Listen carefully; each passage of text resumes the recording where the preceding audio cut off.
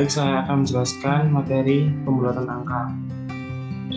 Pembulatan angka adalah penafsiran dan pembulatan merupakan materi yang mengajarkan pada siswa untuk melakukan pemikiran yang menghasilkan sebuah perkiraan yang kemudian dalam kegiatan mengira-ngira tersebut sering dilakukan dengan cara membulatkan bilangan tersebut.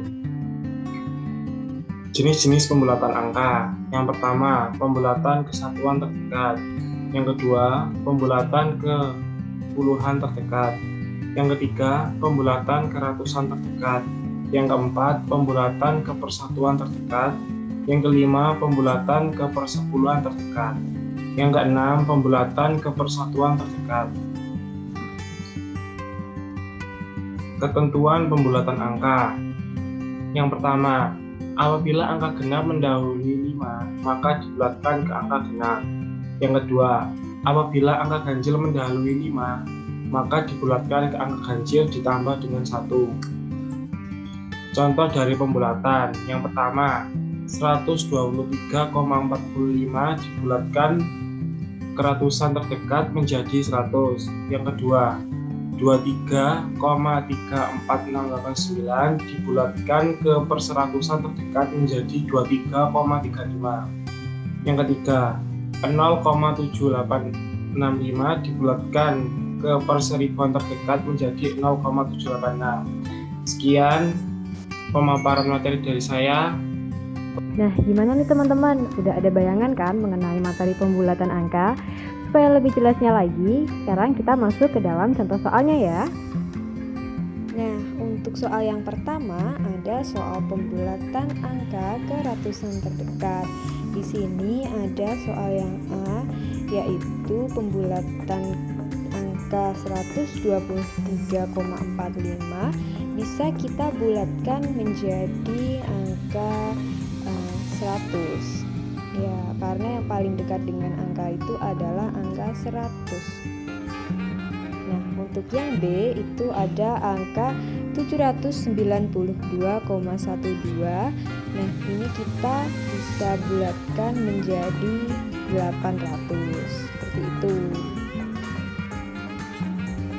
Nah, selanjutnya ada juga pembulatan angka ke seperseratusan terdekat atau ke perseratusan terdekat itu sama saja. Nah, di sini artinya angka yang akan dibulatkan kita memerlukan 2 angka di belakang koma. Ya. Kalau untuk soal yang A bisa kita bulatkan menjadi 23,35. Kenapa tidak 34? Karena di sini kan 46 ya. 46 kita bulatkan saja dia menjadi 5 atau 50. Hasilnya menjadi 23,35 seperti itu. Kalau untuk soal yang B ada 0,84927,842. Anggap angka dicatat secara cermat. Nah, ini bisa kita bulatkan menjadi 0,85. Sama seperti soal yang di atas. Ini 49 kita bulatkan menjadi 50 ya. Maka hasil pembulatannya adalah 0,85 seperti itu. Ada lagi misal soal 0,76251. Kita bulatkan ke perseratusan terdekat menjadi 0,76. Kenapa tidak 77? Karena di sini 62 kita bulatkan menjadi 60. Jadi hasilnya tetap 0,76 seperti itu. Selanjutnya ada soal pembulatan angka ke perseribuan terdekat di mana kita melakukan 3 angka di belakang koma. Nah, kalau untuk ini kita bisa bulatkan menjadi 0,079 ya. Karena di sini kan 86 ini. Nah, ini kita bisa bulatkan menjadi 90. Jadi hasilnya 0,09. Kalau yang B kita bulatkan menjadi 1,007. Karena di sini 68 kita bulatkan menjadi seperti itu. Nah teman-teman, itu dia materi dan contoh soal mengenai pembulatan angka. Semoga bermanfaat untuk kalian ya. Sekian dari aku, wassalamualaikum warahmatullahi wabarakatuh.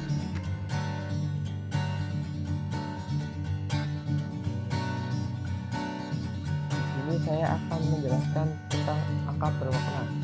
Angka bermakna atau angka penting merupakan banyaknya digit yang dibutuhkan dalam suatu kuantitas yang diukur atau dihitung.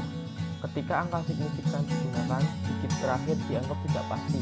Ketidakpastian dari digit terakhir tergantung pada alat yang digunakan dalam suatu pengukuran. Dalam suatu pengukuran dibutuhkan hasil pengukuran yang tepat dengan dilakukan penghitungan secara kuantitatif. Untuk memperoleh nilai yang tepat untuk kuantitas yang tinggi adalah tidak mungkin, kecuali semua bilangan yang terlibat merupakan bilangan bulat. Untuk mengurangi batas kesalahan dalam menentukan hasil pengukuran diperlukan angka signifikan yang jelas. Untuk memperoleh angka signifikan yang lebih banyak, dapat menggunakan alat ukur yang memiliki ketepatan yang lebih tinggi.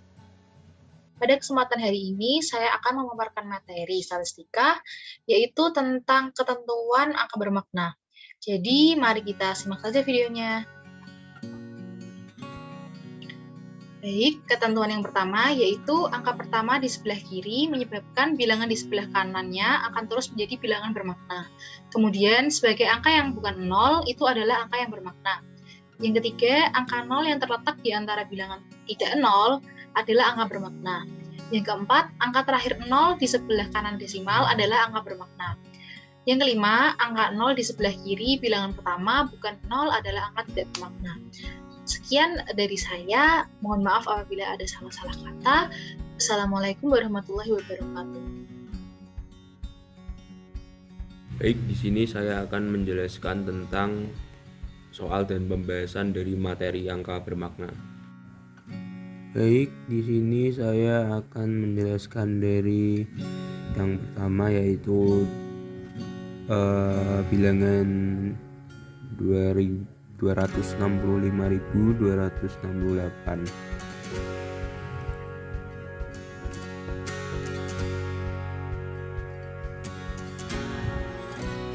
Ya. Di sini bisa kita ketahui bahwa angka bermaknanya ada 6, yaitu 2, 6, 5, 2, 6, dan 8. Nah, bisa begitu karena sesuai dengan ketentuannya, angka yang bukan 0 adalah angka bermakna. Baik, kita lanjut soal nomor 2. Soal nomor 2 yaitu 12.431. Ini angka bermaknanya adalah 5, yaitu 1, 2, 4, 3, dan 1. Ketentuannya sama dengan yang nomor 1. Angka yang bukan 0 adalah angka bermakna. Baik, kita lanjut soal nomor 3. Baik, soal nomor 3 yaitu angka 10. Angka bermaknanya yaitu ada 1, yaitu yang ini, angka 1 ini.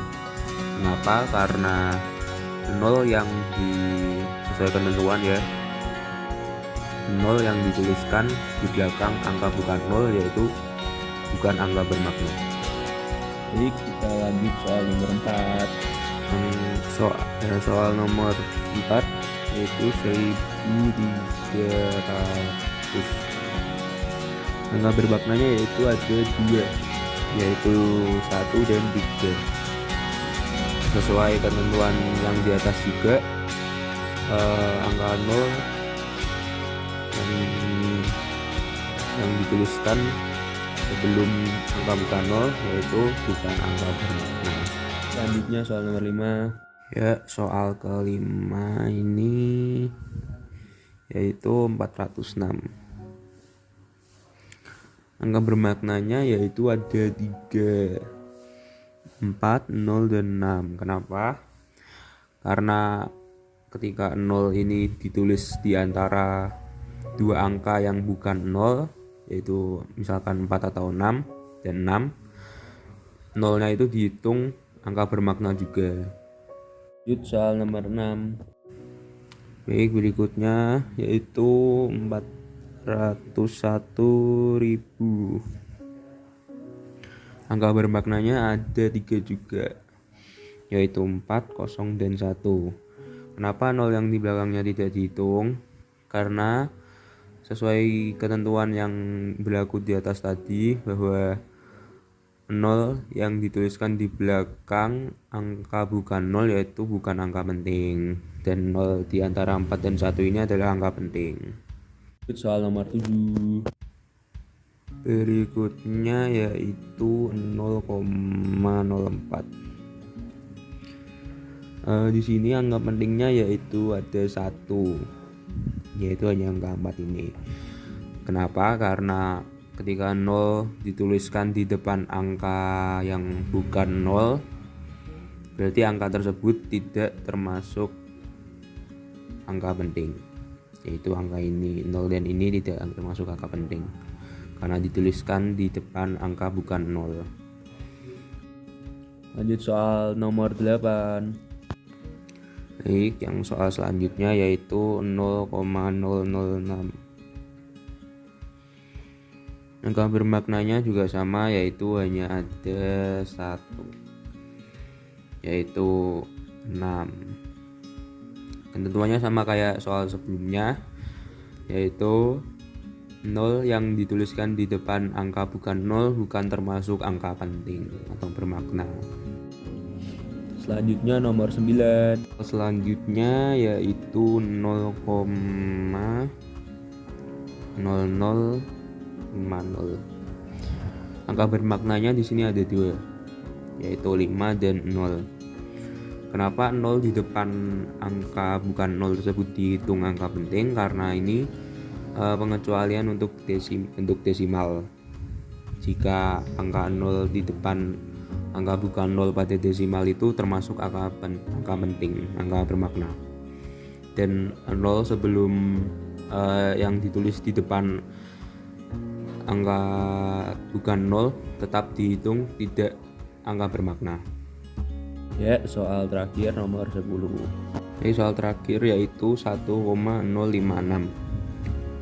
Di sini angka bermaknanya ada 4, yaitu ini 6, 5, 0 dan 1.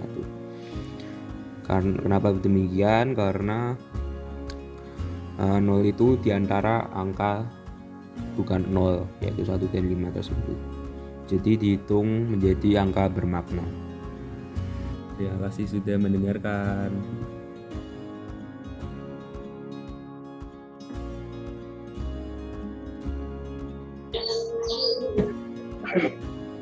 Di sini saya akan membahas tentang komputasi. Jadi komputasi itu ada 2. Yang pertama ada perkalian, pembagian, dan penarikan akar angka bermakna.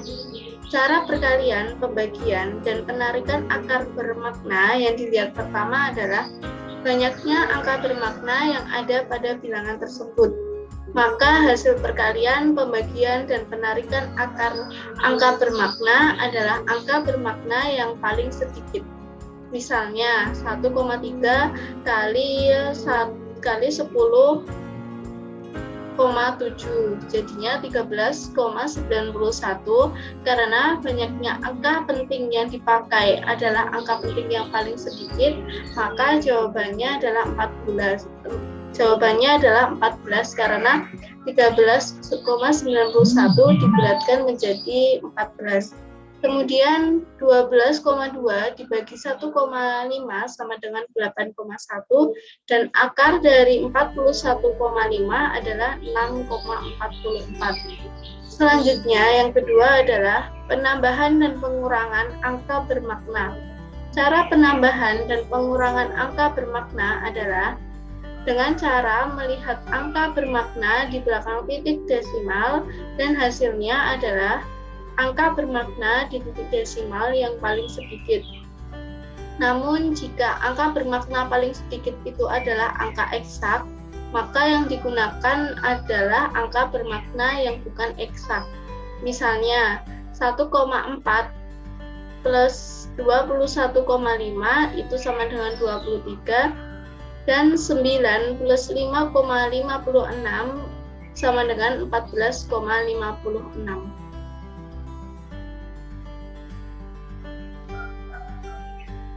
Selanjutnya, saya akan menjelaskan tentang contoh soal dalam materi komputasi.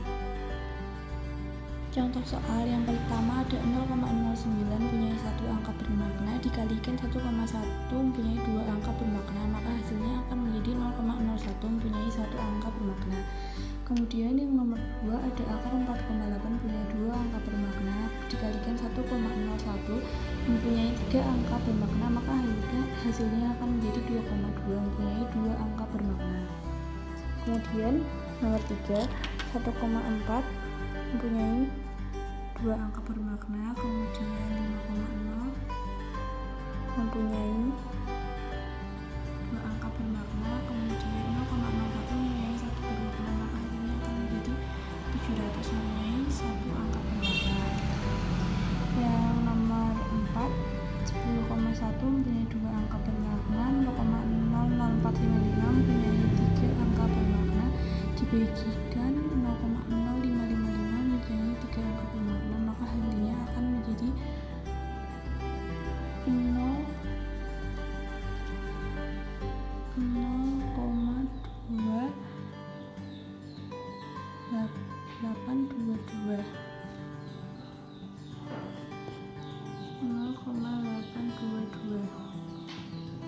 mempunyai tiga angka bermakna.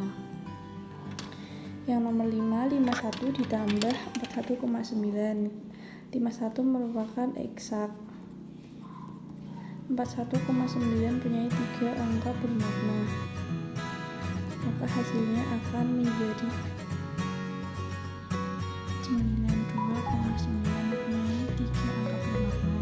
Yang nomor 6 121,009 punya 6 angka bermakna. Kemudian 145 kali 10 pangkat 6 mempunyai tiga angka bermakna dikurangi 8